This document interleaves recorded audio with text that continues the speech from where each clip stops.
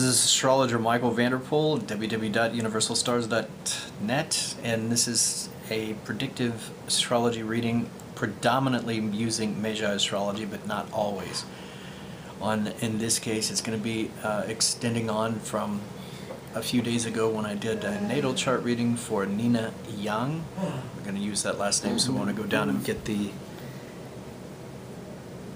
chart. All rights reserved and copyright there on the film before we start. This is the name that we're going to be using in the birth data. And I'll run a couple of quick searches to get some predictive information out of there that I'm going to use predictively here in a little bit. And I'm going to go in and first of all look at the progressions. So while I'm setting this up to look at the midpoints in a particular case, transits, I'm going to go ahead and, as I begin to set up the software, I'm going to start out though with progressions just in this period of time. And today is the 27th of January 2019. So I won't have to set up the progressions because, I'll set them up but not in a search.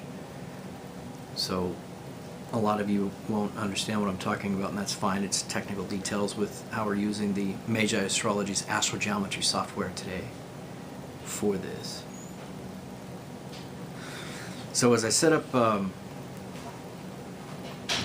I'll go ahead and go into 2023 with her search, with the search on transits that I'm going to do. And while I'm setting that up, I'm going to first of all go in and say that no astrologer or psychic astrologer or intuitive astrologer is 100% accurate, and I can't guarantee results. It's also important, of course, with this type of thinking or this type of work or this type of study or this type of research to always remember that your free will is in play, that you've got the right to choose more than stars' influence. Of course, this is an old argument about how much is fate or destiny in a life versus free choice and free will versus destiny. All right, so as I set up a search here, as I said before, I'm going to go ahead and go into the progressions, and I'm about 30 seconds away from going into progressions. I'm going to start there. The progressions are the bigger background in the astrological chart, the astrological picture, predictively speaking. So there is an old verse in the Old Testament of the Christian Bible, a day for a year and a year for a day. And that's basically how the progressions are calculated. And so keeping that in mind, in this case, we're using a birth date of June 8, 1998. And so, as I said before, today's January 27, 2019. So we're moving forward in time to where, if the person is, let's say, 20 years old, for example, then we're going 20 days forward from the birth day in the chart and the location, and we're looking at the sky above, and that sky, that horoscope, 20 days forward for a 20-year-old person would be representative of that 20th year of that person's life. And basically this is what a progression is. It's the bigger background. If it's a theater stage, it is the background, the backdrop. But it's also a very powerful predictive tool in that it sets the entire stage, background, and backdrop of the overall person's life and energy in that life. So that's where the saying in the Bible, the Old Testament, comes: a day for a year and a year for a day, so said the Lord. And this is exactly how it is calculated: a day for a year for that day. Okay, so this is the progressions. I've got a search up on the screen. I'm going to pull that down. I'm actually going to go into the progressions now that search is over so I can work actively with that. So what I'm going to do is go into Nina's progressions now, and I'm going into the geocentric sky first. And again, this is just a quick look at June 27, 2019. And I won't touch upon every single one, but just some of the more prominent ones.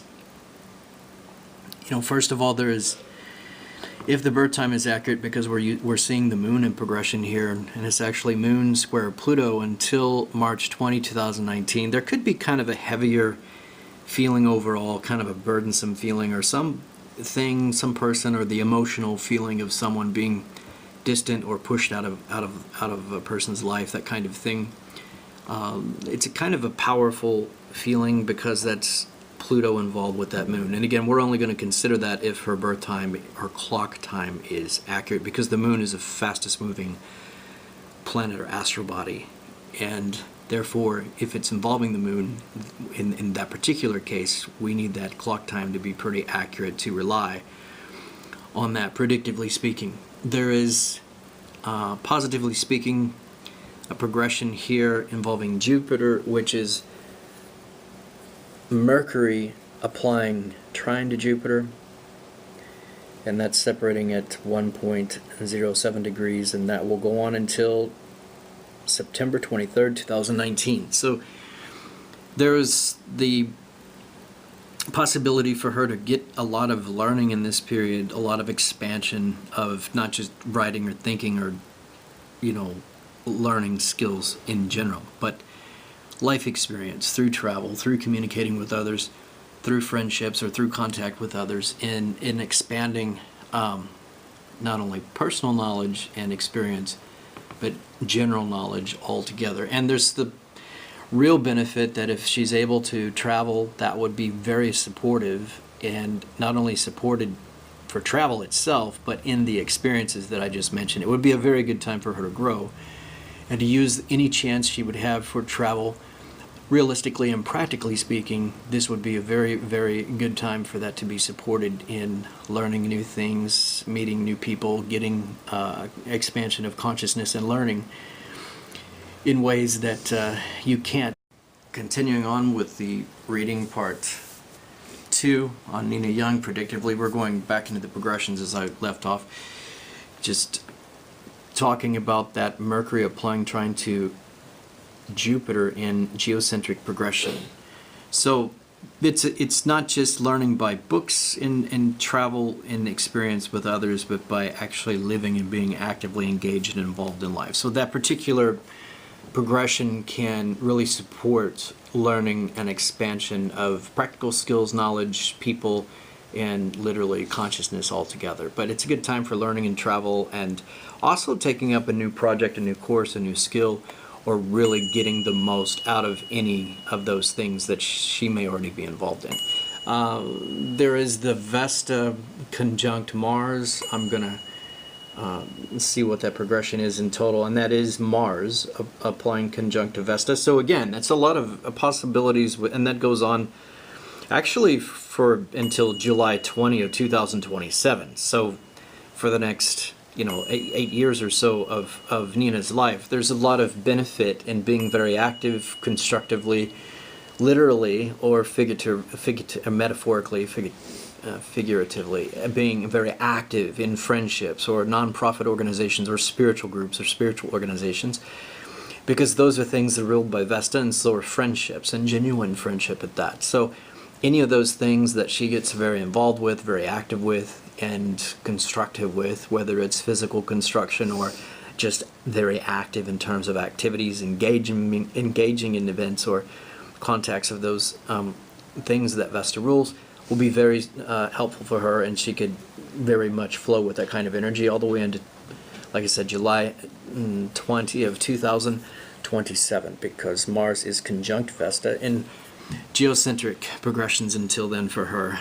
And earlier I mentioned the moon contraparallel Pluto, and that's in the geocentric declinations chart there until at least May 6, 2019. So there is the ability, as I said earlier, with the moon clash Pluto in progression. This is actually the possibility to, in kind of a oxymoron to that, or a kind of contradiction to that, in the sense that while there's that tension there with that, there's also the possibility to have that flow. So it's the ability to be able to feel more intensely, to feel more compelled or compelling, and almost to the point of being a little bit obsessive about, in an emotional way, about a person, a thing, or just very emotionally compelled or almost obsessive about certain things. So obsession is something to watch out for, actually, especially in an emotional way, or even in a topic kind of way, until May 6, 2019. That's not necessarily a negative thing, but it could be if taken to extremes. I don't see that happening here, actually, but there is a moon parallel Saturn, and if it was the other way around, I would be concerned about it, but with this moon applying parallel to Saturn, I'm not going to be as concerned about that in geocentric declinations as a progression until the 24th of February here next month. So that's going to end here in about 3.5 weeks. And as I said, I'm not going to get too much in the interpretive part of that, because it's not Saturn applying to the moon, it's the moon applying to natal Saturn. In another progression here, there is the Venus applying opposition to Pluto in progression until September 16, 2019. So there could be some issues a little bit with money or investments. Be careful if you get involved with anything like that between now and mid-September, because that would be the kind of energy that progression we would watch out for, and be extra cautious with any kind of investing. Also, this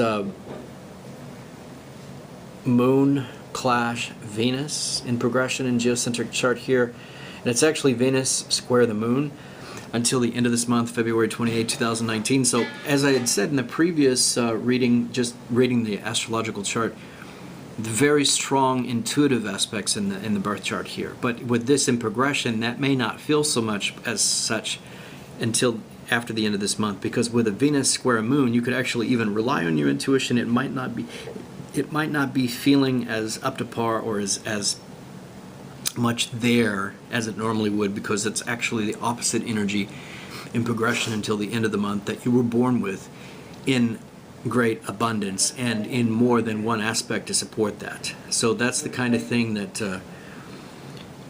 in its positive aspect, in a positive progression per se, would be very supportive of very strongly supportive of being able to rely very much on intuition. And there's an importance from going back to the birth chart here of not only relying too much on logic or the intellectual aspect, which is very strong in Nina's chart, but to very much learn to rely a bit more and predominantly on intuition, on feeling, and intuition-based feeling, and knowing the difference between being emotional versus actual, clear, pure intuition, and not being too over-reliant on logic and intellect, which is also very strongly supported by the birth chart. Now, positively speaking, this is very good news to see as I get over into the heliocentric chart. This is the sun-centered chart. We see the progression here in its all positive aspects, and major astrogeometry charts are in the green between the planets, and in this case, specifically talking about the Jupiter applying trine to natal Chiron. This is a very strong, powerful, dynamic, positive Cinderella progression that goes on until November 21, 2058. So, this is a Cinderella progression. This is exceptionally positive. This is likely to be indicative or indicative of pretty much a lifelong, as long as she's walking this earth and alive, Cinderella life in the area of family, children, career. This is the kind of progression that people would dream and hope to have if you had this kind of knowledge of Magi astrology. And so to see that kind of progression here is very, very fortunate. It gives blessing, protection, and great luck with family, career, and children. So that goes on until November 21, 2058 in the heliocentric chart. We're even going to weigh that, maybe 3 times as strong, being in heliocentric versus geocentric in the progression. And so that's a very, very wonderful, nice, very powerfully positive Cinderella progression that we see in the chart. Now, second to that, and this is also very interesting, that same Chiron right now, I personally call it kind of a super Cinderella in progression, because Venus is also applying to that same Chiron in heliocentric sky at 150 degrees, and that goes on until April 28, 2019. So just for another few months. That's what I would call kind of a super Cinderella progression, because of the fact that both Venus and Jupiter are applying to Chiron in progression in heliocentric sky. So between now and April, almost the end of April, this will be the case, that super Cinderella progression will be in the play. And quite frankly, there's usually the greatest possibility, or a great possibility, of a kind of true love potential or true love scenario to develop in that time. And if not in a romantic way that energy develops or signifies that, it can be signifying or play out in the career. So there can be some sort of a project development or a career development that is very Cinderella-like, very positive, very kind of magical. This kind of energy in the super Cinderella that goes on until the end of April of 2019. So while that Venus applying quincunx to Chiron progression ends in April 28, 2019, that other Cinderella progression of Jupiter applying trine to Chiron will go on for the majority of the rest of Nina's life, at least until into 2058. So another powerful indicator here, because there is a Pluto involved in her midheaven aspects. As I remember, there is the quincunx here between Pluto and Ceres in progression.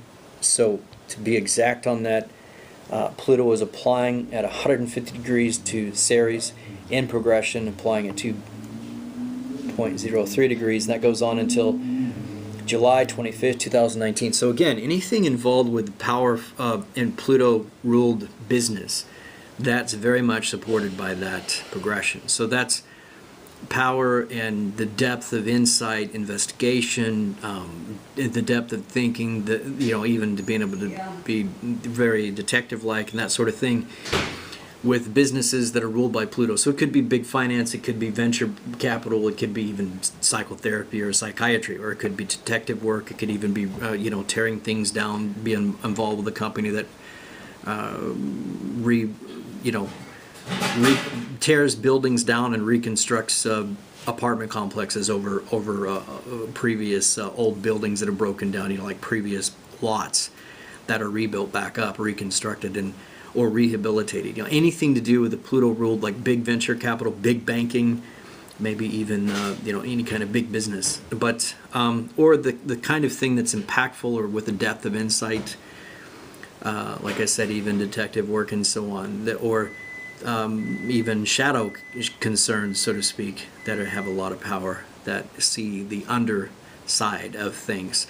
So that's just one possibility, and that's just one set of interpretations. You could look further into what that might support as a progression. There's Mars in quincunx to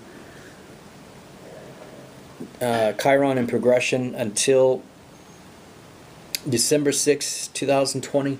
So this is a lot of, it could be confrontational energy. You have to be careful with that, because it can ebb and flow, or it could be just straight pure energy, just pure energy to get things done. So if you're not spending that energy between now and almost the end of the year, or let's say the first week of December 2020, that Mars quincunx Chiron progression is playing out in heliocentric sky, then if you don't spend that energy, then that energy might spend you. In other words, you might find yourself in a tension and end up having some sort of hasty energy spent up, or you might even have some confrontations or some anger or some misspent energy. So it's good to be involved, to be very active in this period, actually, to be active with things physically and also intellectually, and also activities that just, that keep you spending that energy, because that's a lot of pure energy, and you don't want it to play out in terms of being too confrontational, too argumentative, or too confronting. But positively speaking, you can spend that to get a lot of things done, to try a lot of new things, travel, engaging in activities, and into networking with other people. There is the progression here of Mercury trine Neptune, and that goes on until August 10 of 2019. And so this is a lot of beautiful beauty with the voice.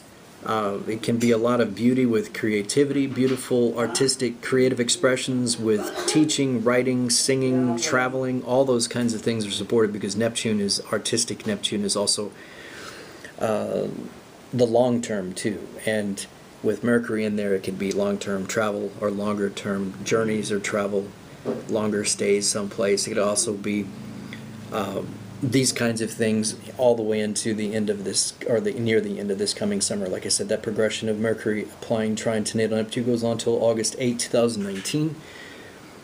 So this is a very good energy, as I said, also for singing or trying to sing or to use your voice or to speak more eloquently. If you're involved in poetry, if you like to give speeches, if you like to do these kinds of oral expressions or creative projects or endeavors, this is a great energy to support that as well. Also, as I said, not only travel, but teaching, writing, and anything that's ruled by Mercury with artistic and creative expression is very much supported by that. So this is a quick rundown of the progressions in the heliocentric sky, and I'm not covering every single thing here, but these are the major ones that I wanted to talk about, and we're back over in the geocentric right now. But what I want to do is take a quick look and get into the transits. So in a way, this is what I call defensive, kind of a defensive aspect of this type of predictive astrology. And one thing I want to point out real quick here is we've got an HKI as Saturn Chiron midpoint applying parallel to natal Chiron. That peaks out on July 22nd, 2018. And back in May 28, 2018, you had a Saturn Chiron midpoint clash square to natal Chiron. Those were heartbreak transits, and those are midpoint heartbreak transits, actually, to be exact, that peaked out last year at the end of May and at the end of almost the last week of July there, July 22nd, 2018. So if you had some sort of loss in friendship, loss in family, or loss in co-workers or friends or people close to you, people that you cared about, people that would have left in leaving your life a kind of heartbreak, that's definitely there. That's what that's about. The same was on January 6, 2018 there, when you got Saturn Chiron applying square to natal Chiron. So it also was back at the start of this year, actually, which would have probably started at least sometime in December, if not onward back into early winter, or as far back as autumn. But I hadn't gone back to manually track that out. But that's searching into 2023, and so those are the heartbreaks that we see from the midpoint heartbreak searching through now into 2023, and that's very minimal in terms of a midpoint heartbreak way. So in other words, I don't see anything here of any significance by my judgment searching through to 2023 in terms of midpoint heartbreaks. There could be in terms of Saturn Chiron midpoint applying clash angle to natal Sun, Moon, or Earth, but I'm not searching those right now. So I'm speaking only about midpoint heartbreak transits that are applying to natal Chiron. Now I'm going to run a quick search to see what I can find here in terms of Saturn applying clash to natal Chiron. And again, this is from a defensive standpoint and predictive standpoint. So we've just gone back only and seen a couple of a bit more than a couple of the midpoint heartbreak transits in the past. So what I'm doing now is I'm looking for the transiting Saturn applying clash to natal Chiron, and the most significant one is the looped heartbreak transit here, which goes from 2021 into 2022, January 7th, 2022. So April 2021 is the first peak of a loop transit in geocentric sky of Saturn, clashed natal Chiron. June 27th, 2021 is the second of a loop transit in geocentric sky of Saturn applying square to natal Chiron, and also January 7, 2020, Saturn applying square to natal Chiron. Now, so that's looped in geocentric skies. So that 2021 may present bad luck, provocations, or being provoked, or being too provocative, or having bad judgment with health issues even, or breaking a relationship permanently or temporarily, or a job or a work situation, or a source of income. These are all possibilities. Now, the event window, in my opinion, is not always, but often is on the heliocentric peak of these kind of looped heartbreak transits. And for you, that's April 6, 2020. Ironically, that's my birthday. And so this being in heliocentric sky and being the fourth peak per se, or a peak of 4 in that looped heartbreak transit of Saturn applying square or at a clash angle to natal Chiron, that peak in heliocentric sky we would weigh that 3 times stronger, because it is in heliocentric, in April 6, 2022, would say maybe 1 day to 3 days before, and definitely up to 3 days after could be the event window. So it's incredibly important to be extra careful with relationships, especially marriages, committed romantic relationships, work relationships, family relationships, health issues, any of those things, to be incredibly more careful. Do not push your luck in any of those areas. For example, from, let's say, at least April 3rd, or that whole first week of April, for example, but definitely from April 3rd into April 6th into April 9. So April 3rd through April 9, you want to take extra care. In fact, I would just give it a broad general statement of saying the first and second week of April 2022, don't push your luck in areas, especially if you're married by then, or in any kind of relationship, work relationship, or issues with sources of income. And don't be falling into provocations, or be provoked, or being provocative. Stay away from alcohol and drugs. These are general guidelines that I would follow and would advise those that are researching astrology and trying to avoid the sometimes heartbreaking effects of Saturn and the bad judgment that Saturn, the deceiver, brings under this type of heartbreak energy. So that's the first thing, defensively speaking, that I want to bring out. And knowing that, you may or may not be able to minimize the heartbreak that is there. And that's the power behind this kind of knowledge. So you see this Saturn 90 degrees Chiron, those are the peak dates there, and 3, 1, 2, 3. There's a possibility of a loss, whether it's actual loss in marriage or loss in someone, you lose someone from life in one way or another, February 19, 2023, because that's Saturn parallel Chiron in geocentric sky. So those are things to look for. In terms defensively, those are the heartbreak transits that I can quickly find with that kind of search. Now, on one side, I'm going to look at what's happening with the Cinderella transits. So this is a way to predict in terms of love, and I'm going to keep this kind of short. There's other ways to look forward and predict, like super success periods of time in terms of the progressions or in terms of the transits. There's also ways to look for altered goals transits. They usually last 4 to 5 days, but if you see one in geocentric and one in heliocentric in the same month, it can be a bigger change overall in your life plans or life direction. If you see them extending more like over a period of 2 weeks, which is very rare, whether they're in geocentric and or heliocentric charts, and that would be the Mars applying 60 degrees to Chiron. That is not a Magi astrology technique. That is a Western astrology technique, actually from Astrodyne's Swiss-American website out of Switzerland. That particular altered goal transit could bring quite a change in the direction of your life, in terms of your goals, in terms of your career, in terms of what direction you're taking in life, whether you want it to or not. That's usually what that brings about. So I haven't ran that search yet, and I may not in this. That's something you can ask me about later if you have interest in that. Now, the positive thing There was a very nice Cinderella loop transit of Neptune applying trine to natal Chiron that peaked out, first peak in a loop transit back on September 15, 2017. Also going all the way into, again, December 8, peak 2017, and a final peak in January 25th, 2018, and that's Neptune applying trine to natal Chiron. So that's a looped Cinderella transit right there that I've highlighted in that window, and then that search. So we go in to find the heliocentric peak of that, and positively speaking, that Cinderella transit peaked out in a heliocentric sky. We'd weigh that 3 times stronger around December 4, 2019. So that's still coming up. So in other words, you've got an heliocentric sky. That's possibly an event window. You'd want to look at the first week there of December and see something magical, something special in terms of offers, projects, career, if you're in university, in terms of what you're doing with university, or any extra jobs or projects, or relationships especially, could develop very positively.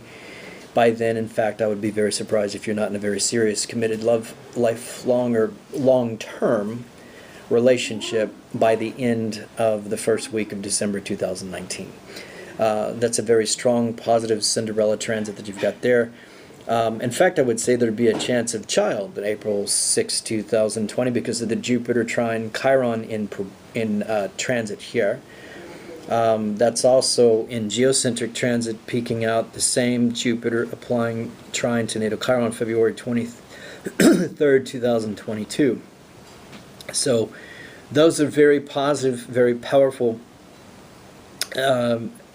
trines in the astrological transits. Those are Cinderella Magi astrological transits, and because of those, I can very easily predict the extremes there, and predict that those are very strongly possible times where there's involved, like I'd say 70% chance there's a child coming, for example, or 70% chance that you will be in a long-term relationship by that peak of Neptune trine Chiron in looped transit that's already passed, but if I understood that you're maybe looking ahead here at that to happen more maybe in this year. If we're using Magi astrology as a predictive tool, in my interpretation of that, it's very possible and probable before December 4, 2019 that you could be in a long-term relationship. And I've just put the cursor in now, the highlight over that. And that's in heliocentric sky, Neptune applying trine to natal Chiron. So that said, that's what I would say predictively based on that. That can also play out again in terms of developments or possibilities or advancements or opportunities in career or other ways in family or career. So that's a Cinderella transit, 2 different Cinderella transits that I've pointed out. Now, in looking at what Chiron transits might be in this search, and again, I'm only searching until the end of year 2023, so I want to make that clear. You may have more in the future, but I'm stopping these searches for now and this predictive analysis right now at the end of the year 2023. So I'm searching now into that mainly. So what I'm going to do now is to see if there's Chiron applying to natal Sun or Earth, and then the romance planets of Venus, Jupiter, Neptune, and Pluto in Magi astrology, to see if I can pick anything else up here predictively in terms of what could be happening with possibilities with your chances at marriage, or romantic relationships, or big positive opportunities, advancements, or developments with career or family in general. So, or money and love, to be simple about it.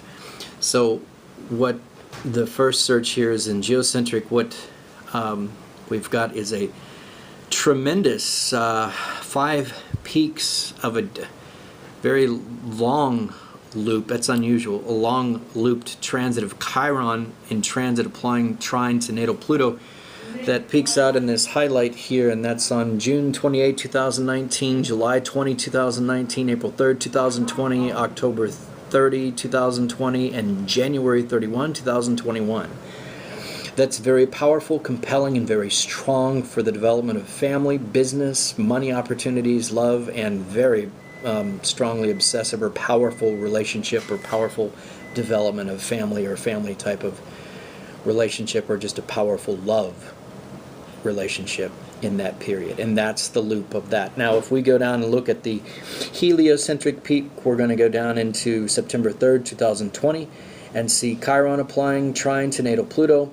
And again, by that time, we could predict very easily that by September 3rd, 2020, you could be in a very powerful development with your career or with family, or with a very strong, almost obsessive or very powerful, compelling romantic relationship, if it hasn't played out in terms of business or a career type of relationship.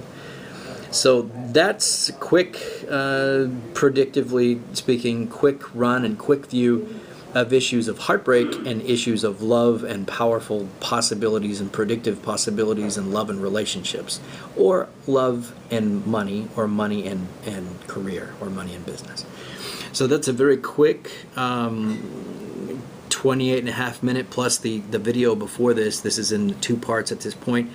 I'll stop for now. Again, there's other ways to predict and other things to consider, but these are the extremes. These are what I consider to be some of the best predictive tools and extremes of quickly finding the most likely, biggest windows of, and date windows of times when you're going to be in maximal chances of, love relationship, love commitment, love committed relationships, romantic committed relationships, possibly leading to marriage, maybe not.